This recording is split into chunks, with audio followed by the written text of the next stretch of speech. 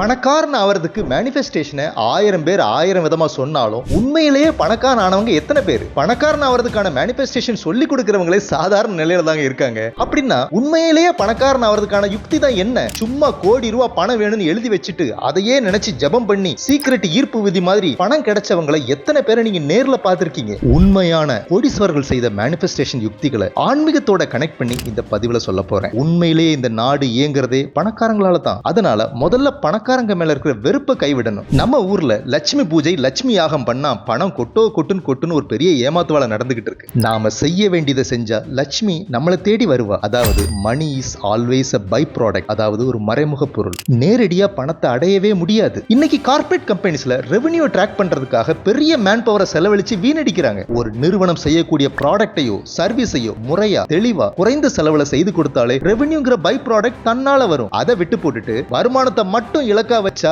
அதை அடையவே முடியாது. நம்ம நாட்டுல உள்ள அஷ்டலட்சுமி தத்துவத்துல பணத்துக்கான தனலட்சுமிக்கு மதிப்பே இல்லாம கடைசியில வச்சிருப்பாங்க. அதோட அர்த்தம் என்ன தெரியுமா? தனலட்சுமியை நேரடியாக அடையவே முடியாதுங்கிறது தான். இதை விளக்கமா பார்க்கலாமா? முதல்ல ஆதிலட்சுமி நம்ம பொட்டன்ஷியலுக்கு ஏத்த மாதிரியும் திறமைக்கு ஏத்த மாதிரியும் தொழிலையும் வளர்ச்சியும் திட்டமிடுறது. இதை தாங்க செல்ஃப் ஆக்சுவலைசேஷன் சொல்றாங்க. ரெண்டாவது தானியலட்சுமி, உடல் ஆரோக்கியம் ரொம்ப முக்கியம். அதற்கான சத்தான அளவான உணவை உண்டு நலமா இருக்கிறது. மூன்றாவது தைரியலட்சுமி, எடுத்த காரியத்துல துணிவும் உறுதியும் கன்சிஸ்டன்ட் அட்டம்ப்டும் செய்யறது. நாலாவது கஜலட்சுமி, எடுத்த காரியம் ஆர் கோலுக்கு தேவையான ரெஸ்பான்சிபிலிட்டியை வளர்த்துக்கிறது, எக்ஸிகியூஷன் பவரை வளர்த்துக்கிறது, நற்பெயரையும் உழைப்பையும் கொடுக்கிறதுக்கான வளர்ச்சியை ஏற்படுத்திக்கிறது. ஐந்தாவது சந்தான லட்சுமி, ஒரு காரியம் வெற்றி பெறதுக்கு நாம மட்டும் உழைச்சா பத்தாதுங்க. சக டீம்மேட்ஸ், ஊழியர்கள், குடும்பத்தினர், நண்பர்களோட பங்கு ரொம்ப ரொம்ப முக்கியம். இதைத்தான் பீப்புள் மேனேஜ்மெண்ட் ஸ்கில்ஸ் சொல்றாங்க. அதை வளர்த்துக்கணும். ஆறாவது வித்யாலட்சுமி, எடுத்த காரியத்தை முடிக்கிறதுக்கு தேவையான கல்வி,